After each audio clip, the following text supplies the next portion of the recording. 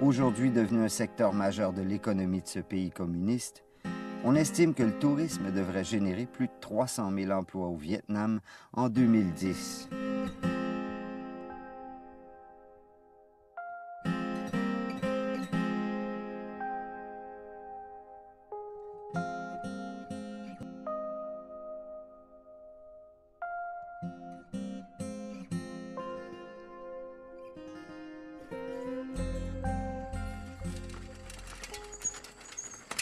Xin chào. En 1965, lorsque les Américains ont attaqué le Nord-Vietnam, le gouvernement vietnamien a envoyé les enfants des villes vers les campagnes pour être hébergés par les paysans. Anh Tran et son petit frère ont vécu durant 3 ans ici à Luang Son, à quelques dizaines de kilomètres d'Hanoï. 40 ans plus tard, Anh Tran est revenu et a créé l'initiative touristique La Ferme du Col Vert, en hommage à ces paysans, à leur savoir-faire et leur sens de la solidarité.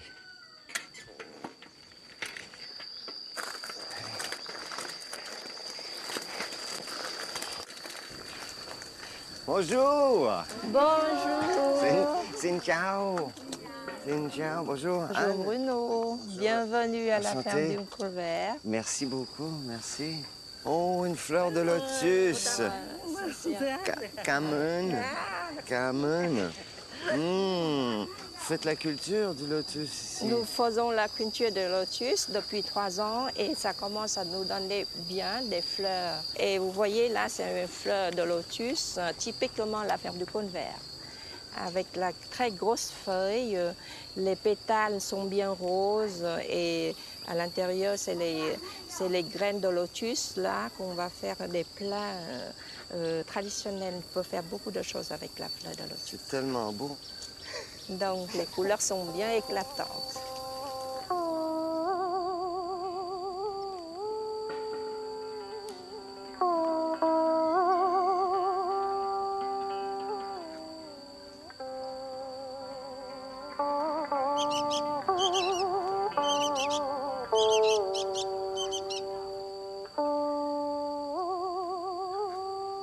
Je suis Anh Tran Chassedieu, je suis propriétaire de la ferme du Col Vert. Comment vous avez eu l'idée de l'initiative de la ferme? Nous sommes retrouvés ici en colonie des enfants, pas de vacances, mais colonie de guerre, parce que les parents sont restés en ville travailler et les enfants, il faut qu'ils les éloignent de la ville pour éviter les bombardements américains. Donc, avec mon petit frère, entre 6 et 8 ans, on était là chez les Muong, dans leur village, dans leur maison sur pilotis. Et ma famille nous a hébergés, quelques enfants, tout simplement, sans rien demander, sans trop comprendre non plus. Mais bon, après, c'est vite oublié, j'ai refait ma vie ailleurs. Et d'un coup, j'ai entendu parler de Luang Son. Ça me dit quelque chose. Donc, on a tout de suite acheté ce terrain, un petit bout de terrain là, sans rien prévoir.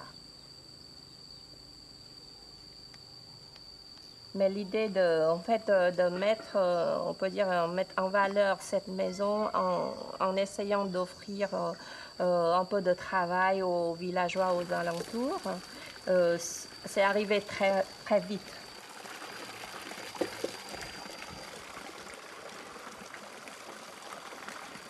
Nous sommes sur une 25 hectares, la ferme elle-même. Et on est sur 100 hectares du village Cuyen, dans la verdure, avec les collines, avec les rizières, avec les étangs, les lacs. Après 7 ans de travail, on a réussi à installer 10 maisons traditionnelles. Chaque maison, on a entre 3 et 5 chambres. Et chaque maison est indépendante, autonome, avec une cuisine, un coin de repas, le salon, quelques chambres.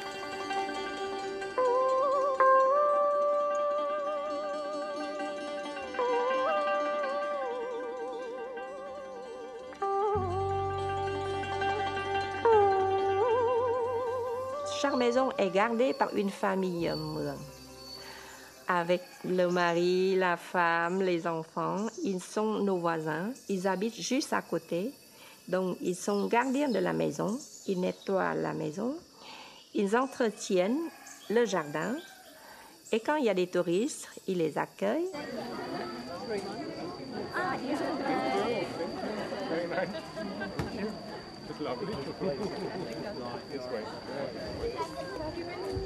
Ce sont des chapeaux avec le nom des maisons qui sont écrits dessus. Ici, tu as, si tu veux, voilà, ici, tu es devant la maison d'orchidée, Orchidée House, maison orchidée, là. Comment vous l'appelez d'abord, le chapeau? Comment il s'appelle? C'est le chapeau conique. Le chapeau conique? Le chapeau conique, en vietnamien, c'est un non, N-O-N. Et c'est un chapeau qui a quelle utilité? Bruno, avant tout, c'est une beauté pour une femme de porter ça, ça fait du charme. Et l'utilité, c'est que ça protège du soleil. Et en plus, pour la pluie, c'est parfait. Vous êtes de quelle ethnie? Bruno, je n'appartiens pas au monde des Muong. Je suis une Vietnamienne King. Ça veut dire la majorité vietnamienne. Donc, j'avais appris beaucoup de mon père la culture vietnamienne et aussi la culture française. Comme c'était un grand francophile francophone, il a traversé tout le XXe siècle avec ces deux cultures françaises et vietnamiennes. Donc maintenant, j'ai encore appris la culture Muong. Ça a toujours été important, le respect et la mise en valeur des traditions. Tout à fait. En fait, c'est un village d'accueil, un village touristique qui offre des services touristiques, mais tout en restant un village traditionnel, authentique. On leur propose une nature quasiment intacte, un village quasiment authentique, un accueil, on peut dire, quasiment professionnel, j'espère. Une bonne nourriture, un hébergement, on peut dire, assez confortable. Et après, des activités, les soins spa, les sorties, les excursions, dormir chez l'habitant, parler avec eux, manger avec eux, essayer de connaître leur mode de vie, leur culture.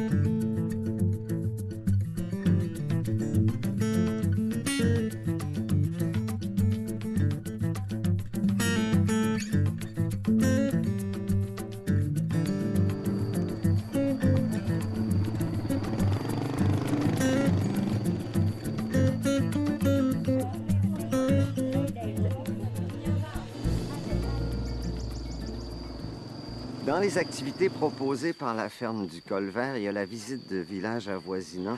J'étais parti avec Nia et tout un groupe et on s'est fait surprendre par la pluie. Et là, on s'est arrêté et il y a une dame qui spontanément nous a offert d'entrer chez elle et d'attendre que la pluie cesse en buvant le thé. Xin chào. Je suis Louis et je suis guide touristique depuis 17 ans. Est-ce qu'au Vietnam, c'est toujours comme ça? Est-ce qu'on invite les étrangers qui sont de passage à entrer et à boire le thé?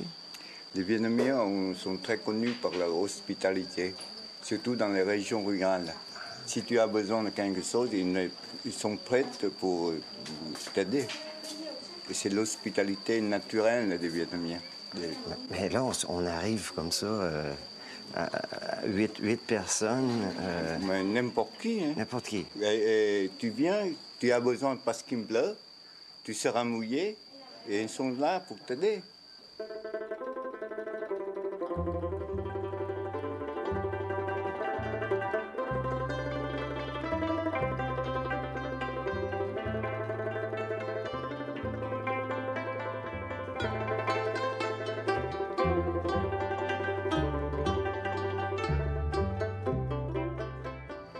Si je voulais offrir à ces gens-là quelque chose pour les remercier de leur hospitalité, est-ce que ça les gênerait que je leur offre quelque chose?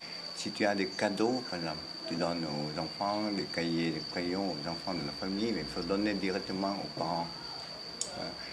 Et il ne faut jamais donner de l'argent parce que la prochaine fois, si un autre étranger arrive, il ne voit plus quelqu'un pour aider, mais il voit l'argent qui arrive. D'accord. Oui, c'est ça.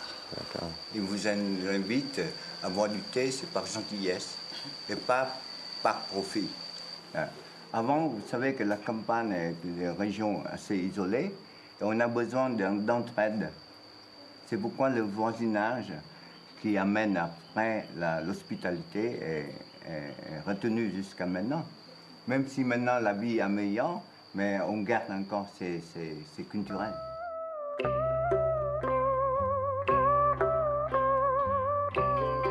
Au revoir.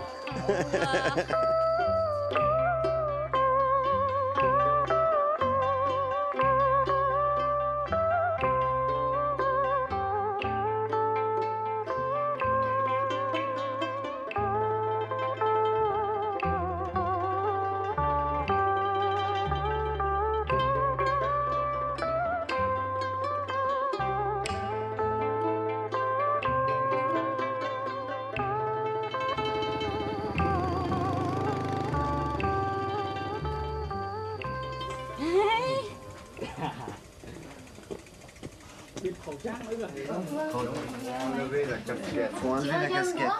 Pour le respect de la famille.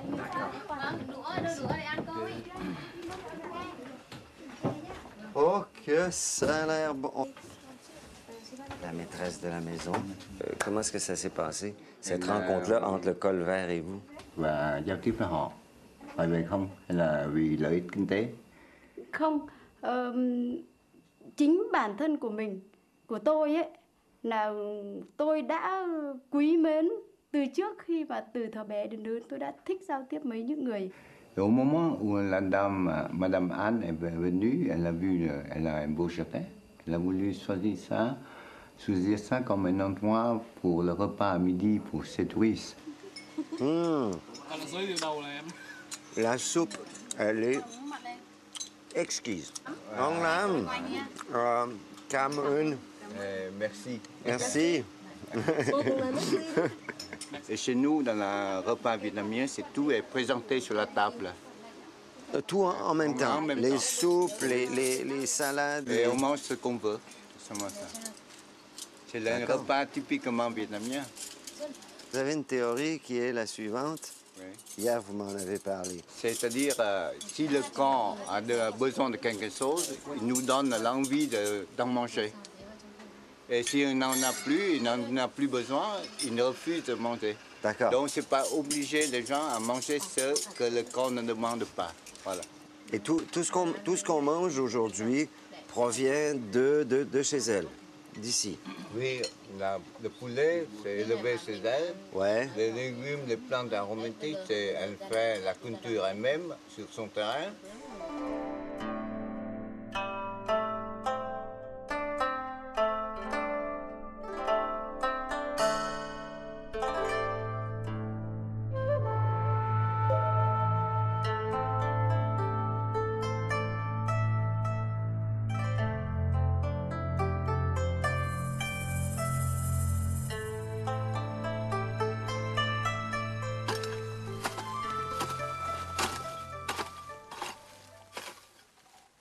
Khi mà mình được cộng tác với bà An ý, thì mình là một người. Depuis qu'elle a collaboré avec Madame Anne, elle a trouvé un contact avec les gens, les étrangers, les occidentaux. Elle a beaucoup appris des gens par ses contacts. Et elle a vu la vie est beaucoup plus gaie, et beaucoup plus intéressante en contact avec les autres. Et ça leur a évolué beaucoup, lui à elle et à ses enfants. Et aussi, elle est vietnamienne. Devenue Mung, mais elle est vietnamienne. Elle voulait montrer qu'elle est fière d'être vietnamienne. Parlez-moi de Nguyen. Est-ce que ce sont des gens que vous aidez financièrement? Et Nyung, c'est une famille assez aisée, donc on a juste donné des conseils. Les autres familles beaucoup moins aisées, on a déjà aidé. Sinon, c'est une formation voilà, dans le tourisme, parce que les gens ne connaissent rien. Comment est-ce qu'on dit? On dit très bon. Ngon lắm. Ngon lam. Ngon lắm. Ngon lam. Ngon lam. Cảm ơn ạ. Cảm ơn.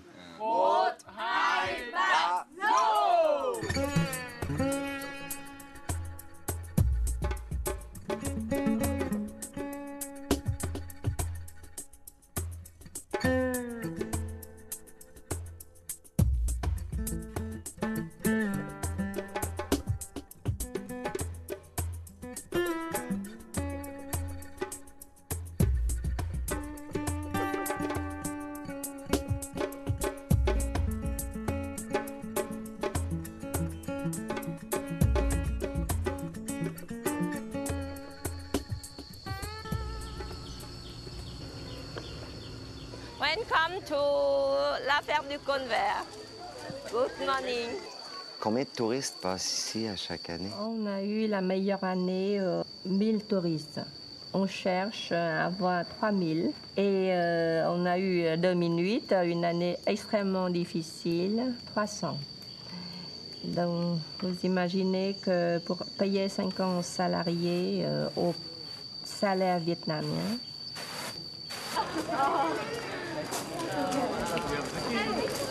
Anne, je ne veux pas vous déranger, il y a beaucoup d'actions aujourd'hui. Qu'est-ce qui se passe? on fait un grand buffet fait maison. Donc ça sera avec des spécialités vietnamiennes comme les nems, le cochon de l'air rôti, les salades. Donc, les gens à la cuisine sont fort occupés en ce moment. Est-ce qu'on pourrait aller les Très voir? occupés. Est-ce qu'on pourrait aller Bien les sûr, voir à l'œuvre? Voilà, on peut C'est aller possible. voir comment ils préparent. Aujourd'hui, on a une quinzaine dans la cuisine, entre cuisiniers, serveurs, préparateurs. Xin chào. Bonjour. Bonjour. Le chef cuisinier, Enchanté. il parle français, tu peux... Bonjour, Anne. Voilà. Tan. Enchanté. Qu'est-ce que vous préparez aujourd'hui, Tan? C'est de l'agneau. C'est l'épaule d'agneau, Đây là thịt, đây là thịt kiều. avec beaucoup d'ail. Còn 2 quả nữa mà. On n'a pas l'habitude de voir le cochon arriver comme ça en cuisine. Il est un peu moins entier. Ici, vous le placez sur la broche telle qu'elle, comme ça. Exactement, il va être embroché avec des feuilles de marmotte. Comme les feuilles de marmotte. Énormément, il est farci de feuilles de marmotte et avec d'autres épices vietnamiennes. Et il va tourner pendant 4 heures. Le cochon rôti de cette façon, c'est une spécialité, la ferme du Cône Vert, qu'on a créée, c'était avec Zoom, le chef de rôtissage. Donc ça, c'est le chef de cuisinier et lui, il a en fait créé même l'appareil pour tourner le cochon pendant 4 heures.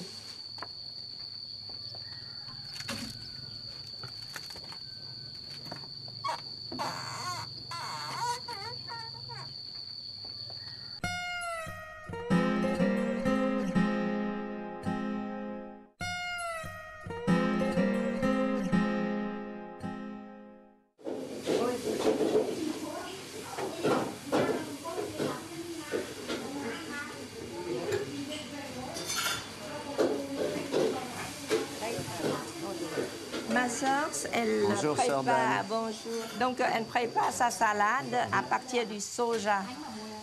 En fait, oui, avec une sorte de gingembre. Mais ça, c'est, tu vois, c'est gingembre, mais pas trop fort. Et doux, oui. Voilà. Donc, ça, c'est fait pour les salades. Hein? Et ce soja-là, c'est fait germer chez nous, par nous-mêmes. Hein? Oui. Donc, là, tu peux goûter. Merci. Et Qu'est-ce qu'elle a mis? Qu'est-ce qu'elle a ajouté au soja? Elle a du vinaigre, D'accord. du sucre. Il y a du nước mắm avec de l'ail, tu vois. Qui est C'est l'ail. le bouillon de poisson. Voilà, c'est la sauce de poisson, le nước mắm et le poivre. Si, c'est une spécialité du Donc, Nord. Ça, c'est complètement du Nord. En fait, ça, c'est une sorte de salade de Hanoï qu'on mange beaucoup en été, quand il fait très chaud. J'en ai mangé à Hanoï, on l'appelait la salade vietnamienne. Ouais. Mais il y en a des... Il y a beaucoup de salades variétés vietnamiennes. de salades. Donc, c'est peut-être le secret de la cuisine vietnamienne que je tiens entre mes mains, là. Voilà. Comment il s'appelle? Le Giang. Giang. G-I-E-N-G. Ça, on trouve pas ça chez nous, en Occident. Comme c'est inconnu dans la cuisine occidentale, c'est l'opposé de gingembre. C'est la même forme, mais c'est pas du tout le même fond. Hein. Et il y a les poissons aussi. Ah oui, les poissons On va dans aller voir l'eau. ça. Donc, plutôt que de garder les poissons au réfrigérateur, vous avez le ruisseau derrière la cuisine. Exactement. Et Nos poissons ils sont au frais. qui sont au frais, qui sont vivants, ils sont heureux dans l'eau. Messieurs, Ce brochet-là, il n'a aucun arrêt. Donc, c'est le meilleur poisson du Vietnam. aïe. Oui. Et Tan a attrapé un petit crabe parce qu'il y a des crabes, il y a des bigorneaux. Il y a des moules, il y a des crevettes, moules. des poissons dans l'eau. Et, Tout ça dans ce petit, oui, ce tout petit petit, hein. ruisseau-là, Oui, oui. finalement.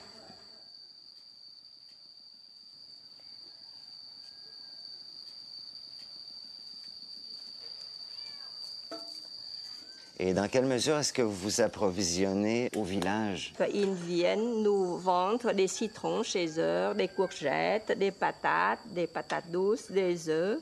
Tous les matins, au moins un voisin qui vient avec son panier en nous disant « Vous voulez ça, bien sûr ».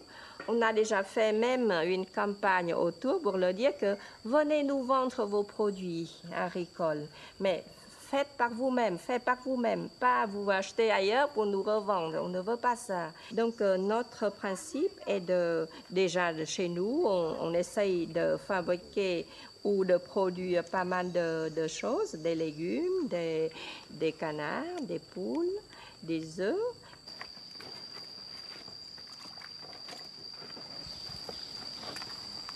Cho xuống đây với bác chị ơi. Cắn rồi bác. Thế thì bác bảo kệ nó không sao. Bật đèn lên, cắm đèn lên thôi.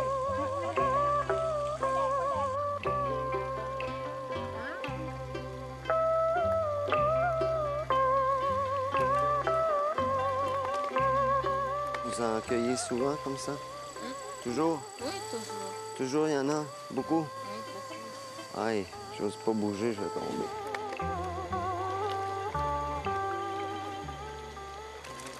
Anne, ce sont des escargots de culture ou c'est naturel? C'est naturel, ces escargots, c'est comme des crevettes ou des poissons dans le ruisseau. Là. Ça se multiplie d'une vitesse incroyable. Vous faites quoi avec les escargots? Excusez-moi. Alors en fait, c'est un plat traditionnel, une sorte de bouillon. Ça, c'est le ruisseau de la commune. Mais nous, on a le droit, entre guillemets, de les protéger, de consolider. En fait, tous ces murs-là, c'est parce que vous imaginez que dans un mois après la grosse pluie, l'eau va monter quasiment au ras des murs. Hein. Et là, ça devient ici une vraie rivière.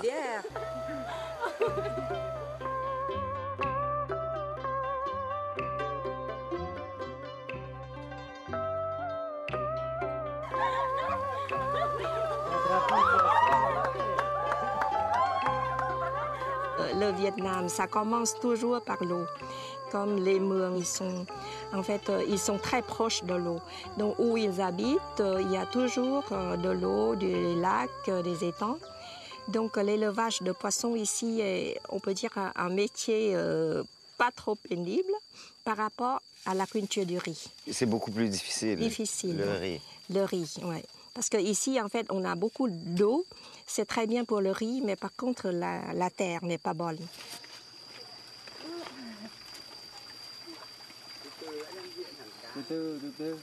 Y a-t-il des projets que vous supportez dans le village?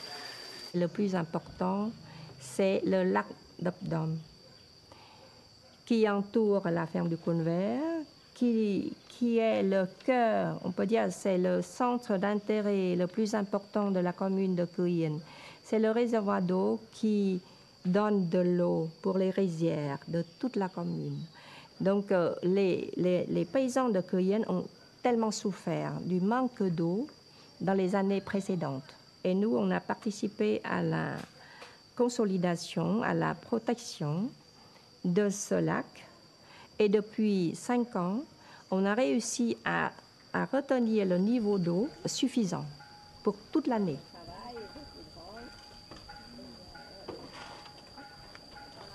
On dirait pratiquement que c'est un bateau qui a été tissé. Oui, Hein? oui, oui. Mais même- justement, c'est même- tressé. C'est tressé. Mais tressé, hein, tressé, D'accord. carrément. Et là, vous nous conduisez à la montagne de Oui. thé. OK, you go. En parlant de tradition, on embaume le thé. Ici. On embaume le thé. On avec embaume le lotus, thé ici. ouais, les fleurs de lotus. On peut dire complètement nature et dans les traditions Mường.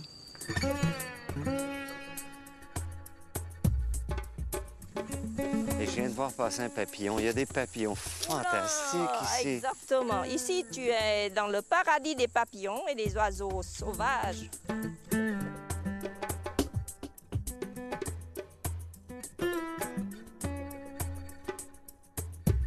Ici, tu es dans le bois des keo. Keo, c'est une sorte de papyrus qui donne du bois pour fabriquer du papier. Le thé, quand vous le cueillez, vous le mangez aussi? Oui. Ah oui? Manger comme ça. Comme ça? C'est bon? Oui. Mais un peu mer. C'est un peu amer.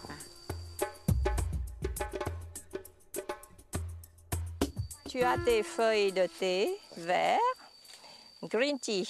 Les meilleurs, c'est les plus jeunes. Et là, Les on cueille bourgeons, les meilleurs aujourd'hui. Voilà. D'accord. Donc, c'est le moment de cueillir. Parce qu'il faut les cueillir tous les mois, pendant la saison. Tous les 6 mois, c'est la saison du thé. Avec la pluie et le soleil, ça pousse, ça donne beaucoup de bourgeons. Si tu veux les feuilles on peut dire les feuilles plus vertes, plus foncées. Oui. Ça, c'est les feuilles déjà plus vieilles. Là, on fait le thé, on peut dire le thé de la journée. Ça ne sert pas pour faire le thé sec, le thé que tu vois en Europe. Dans les hautes montagnes, le thé est beaucoup plus rare, mais il a d'une qualité excellente. OK, donc, j'y vais comme ça d'une seule main. Je le lance comme ça derrière. Ah oui, voilà. Oh, c'est bon, ça. Donc, notre thé chez nous est complètement, en fait, on peut dire nature. Il faut, en fait, toujours tailler. Ah, voilà, la taille du thé est très importante.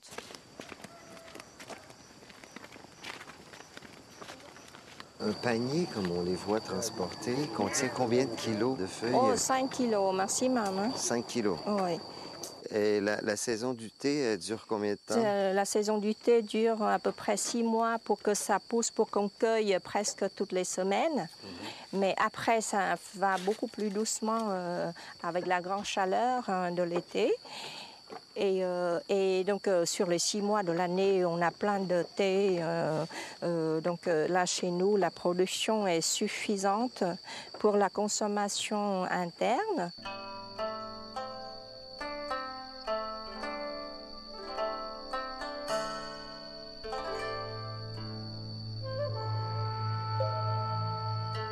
Il y a une relation avec le lotus ici qui est importante.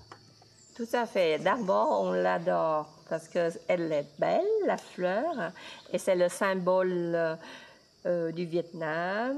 En plus, ça nous donne déjà des plats traditionnels. comme le riz à lotus ou le thé embaumé du parfum de lotus. OK, Anne-Tran, expliquez-moi ce qui se passe. Qu'est-ce qu'elles font, les filles?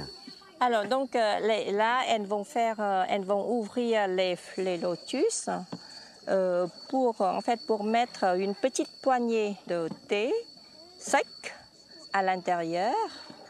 Et elles laissent, et ça se ferme naturellement le soir, le lotus. Donc, le lendemain, il faut recommencer l'opération. Ça veut dire que quand le lotus va s'ouvrir de nouveau avec le soleil, elles vont reprendre avec la bague le thé déjà embaumé toute la nuit dans la fleur. D'accord.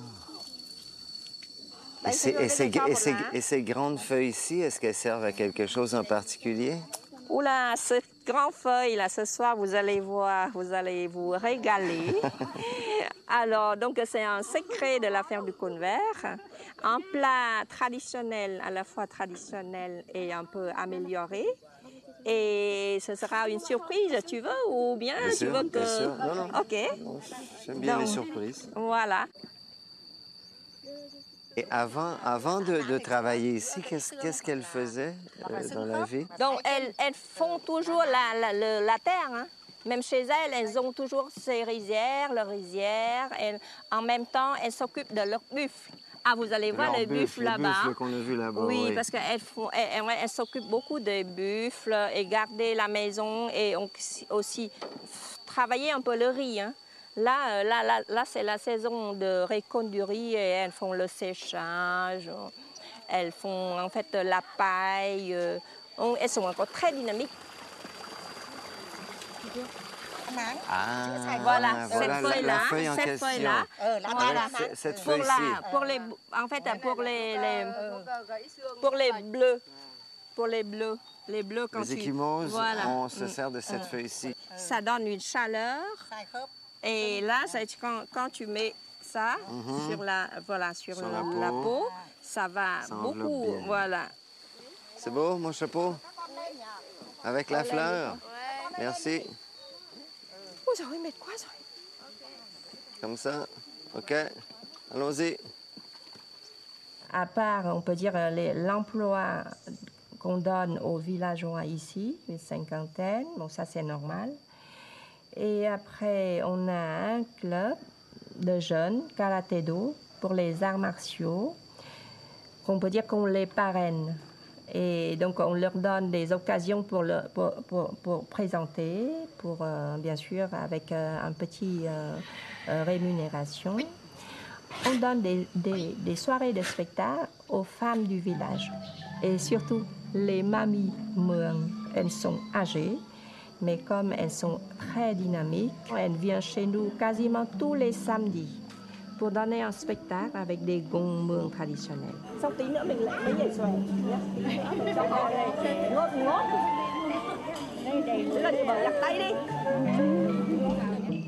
Faire, c'est elles arrivent à apprendre aux jeunes hôtesses de chez nous de bien faire le gong, parce que ça risque de disparaître. Ah, ça sera à jamais.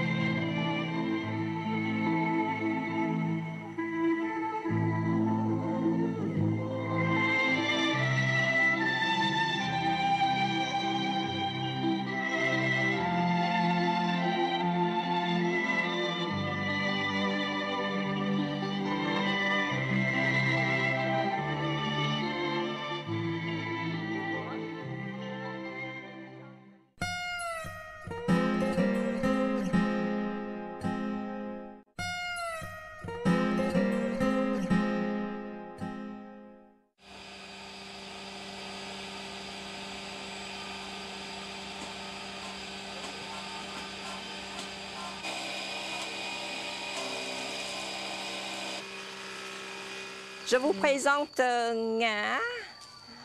Bruno, c'est notre nouvelle et toute jeune réceptionniste. Elle vient du village de... Tagnoa. Tagnoa. Juste pour situer les gens, où est-ce que c'est Tagnoa par rapport à Luang Son? Ça appartient au centre Vietnam. C'est la première province du centre dans le nord Vietnam.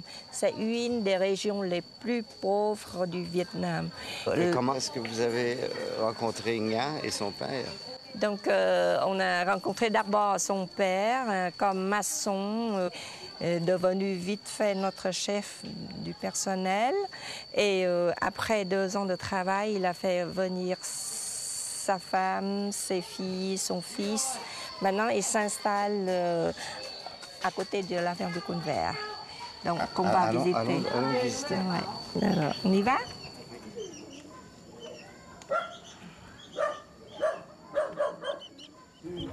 Xin chào. Xin chào. Xin chào. Bruno. Ông ấy là Bruno, mais elle s'appelle Ha. Ha. Oui. Xin chào Ha. C'est lui. Xin chào. Xin chào. Xin chào. Comme... Oui, oui. Comment ça a changé la vie de Monsieur Quoi? Mà đến nay ra đây, gia đình ra đây thì nói chung là trong cái cuộc sống thì lại càng ổn định hơn. Con cái cho cháu. Le Khoa était très content depuis qu'il était avec nous. Il a retrouvé sa femme, ses 4 enfants. Il recommence à construire une nouvelle vie et ils sont très heureux. Avant, il était quasiment nomade. Son travail, il a toujours sa maçonnerie, mais il a appris en fait à gérer un peu la ferme, le personnel. Est-ce que Madame est heureuse de sa nouvelle vie?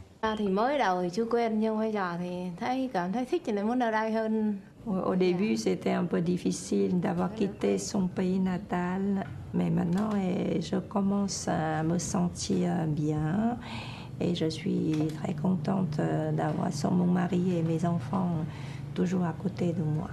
Dites-nous quoi, le salaire qui vous est versé aujourd'hui, maintenant, est-ce que...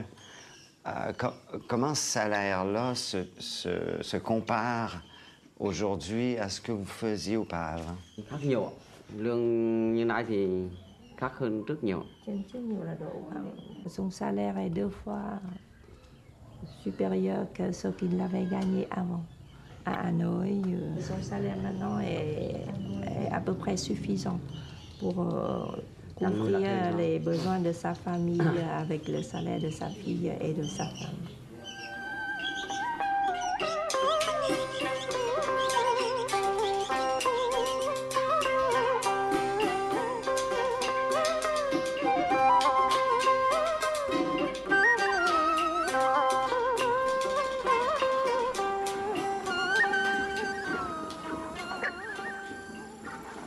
On a déjà créé en fait la confiance chez les habitants là-haut, dans les montagnes encore plus perdues que la Cuyenne. Donc sur la hauteur, et il n'y a pas d'accès de voiture. Et ils ne connaissent jamais le tourisme. Donc avec nous, là maintenant, de temps en temps, ils ont de la chance de recevoir et de faire connaissance avec le monde extérieur.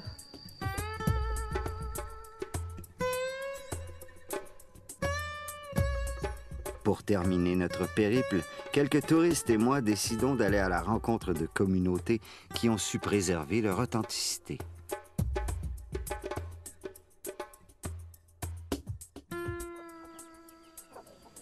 Les Hmong étaient un peuple autochtone de la plaine du fleuve Rouge. Il était déjà là avant que les autres, avant tous les autres. Alors, ce sont descendus un peuple, les peuplades Viet de la plaine du Yangtze en Chine, qui sont descendus jusqu'au delta du Mekong, qui ont occupé cette région-là.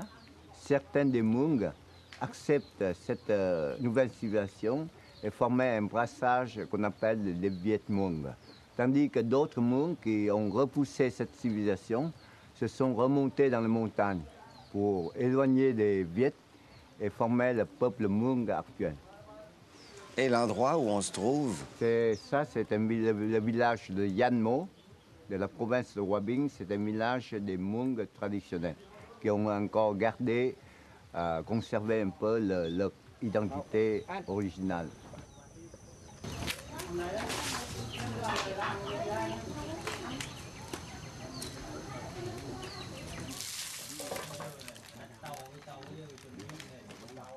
Et à quoi est-ce qu'on distingue leur identité de l'identité des Viettes? D'abord, par l'architecture. C'est une architecture de maison sur pilotis.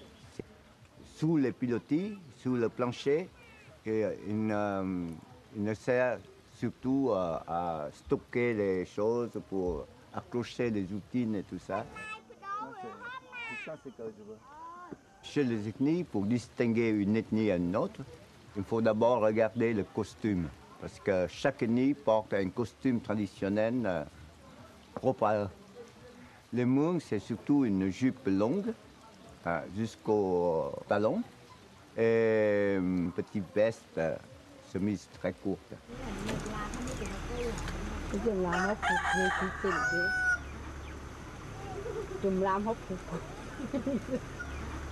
Tous les ethnies ont leur propre confession pour les vêtements. C'est une culture de soie, soit la culture du coton pour le faire.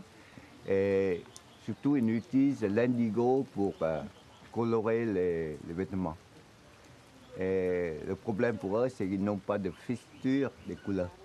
Donc les couleurs se repartent après.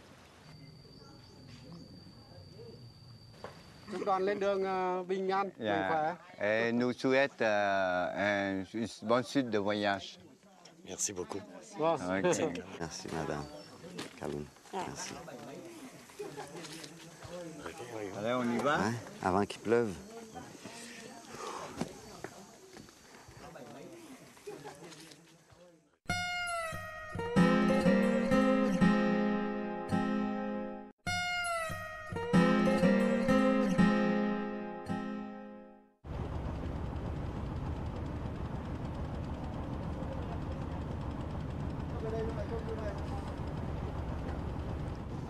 Où est-ce qu'on s'en va maintenant?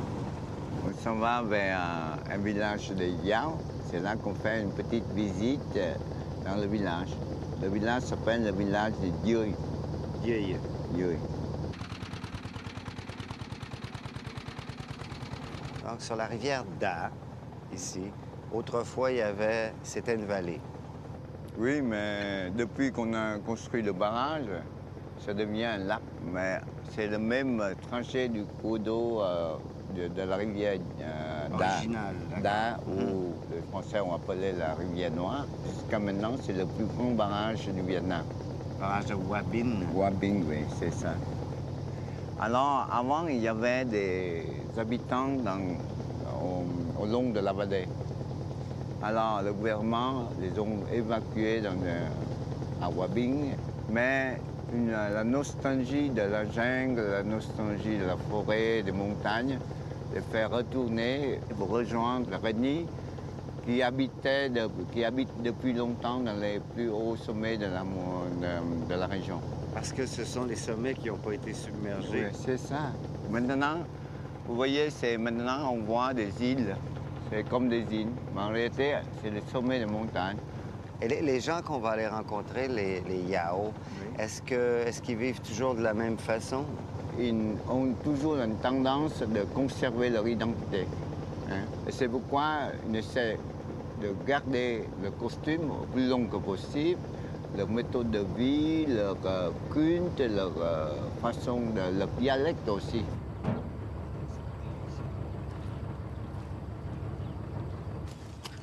Et il y a combien de personnes qui vivent au village où on s'en va? C'est plus d'une centaine de personnes. Hein. C'est tout un petit. village. Les Yao ne vivent pas en grande communauté.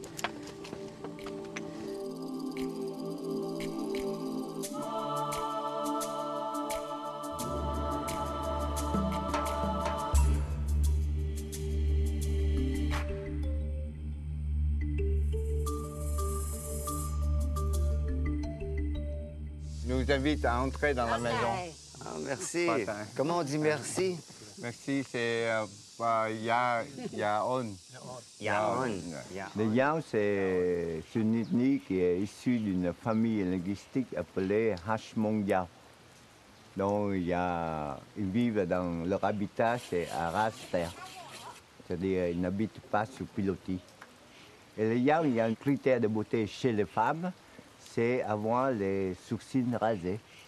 Et elles portent des costumes très, très bariolés, souvent le noir avec le rouge, le blanc. Et très bien brodé aussi. C'est surtout des peuples de culture nomade. Maintenant, ils sont tous sédentarisés. Mais on voit encore les traces de la culture nomade, c'est qu'ils pratiquent encore ce qu'on appelle la culture sur brûlis. Et ils brûlent tout, et après, en utilisant les sangs comme des régions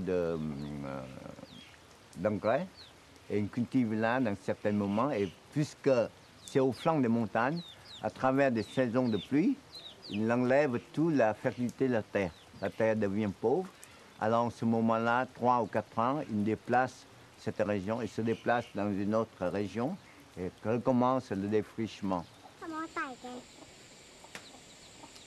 Ils ont tous la même origine, malgré tout. Ils sont tous du sud de la Chine. Oui, ils ont leur propre culture qui ressemble beaucoup aux Chinois, à la culture chinoise. L'activité économique des arbres, c'est quoi? C'est surtout la riziculture. Avant, c'était un peuple nomade. Mais quand ils arrivent ici, ils restent sédentaires avec les gens et n'ont appris de la riziculture des autres.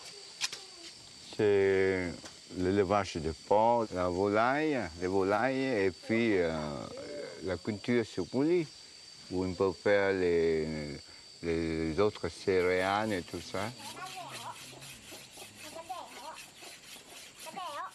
Dans un endroit comme la ferme du Col Vert, où on encourage la communauté, est-ce que c'est le type d'endroit que vous recherchez? C'est le type d'endroit que je recherche, c'est le type d'endroit que tous les développeurs touristiques devraient essayer d'imiter. Ça fait combien de temps que vous êtes ici? Ça fait environ 15 ans. Sur les 15 ans, j'ai passé 2 ans à visiter le Vietnam du nord au sud. Et vous le visitez encore chaque année? Je le visite encore. Le fait de parler vietnamien, comment ça a changé votre rapport avec le Vietnam et avec les Vietnamiens? Complètement différent, parce que là, je suis accepté comme un cousin du Vietnam ou un oncle du Vietnam. Je suis plus respecté par les jeunes, je suis plus... les gens s'approchent plus près de moi, je cherche à dialoguer davantage. Ça l'a changé énormément, vraiment. Oui, mais les enfants dans le campagne. Yansen. Yansen, c'est le terme en Yao pour parler de la chic du bétail. La chic de bétail. Elle t'invite là. Oh, merci. Et je la prends et le mets tout. Yaoun, je la mets dans ma bouche. Oui, et tu chic. Et je chic. Oui. Parfait. C'est ce qui donne la couleur aux dents des gens chic. Rouge, oui. C'est fait avec la feuille du bétain, la noix d'arec et une composition de chaux-vive, noix d'arec et la feuille de bétain et l'écorce d'un arbre. Est-ce que je dois avaler? Non, il ne faut pas avaler. Trop tard. Non. J'ai avalé. Non, mais ça cause pas... Ça cause pas de problème, mais normalement, on crache. OK. À quel moment je crache? On va cracher là-bas, OK?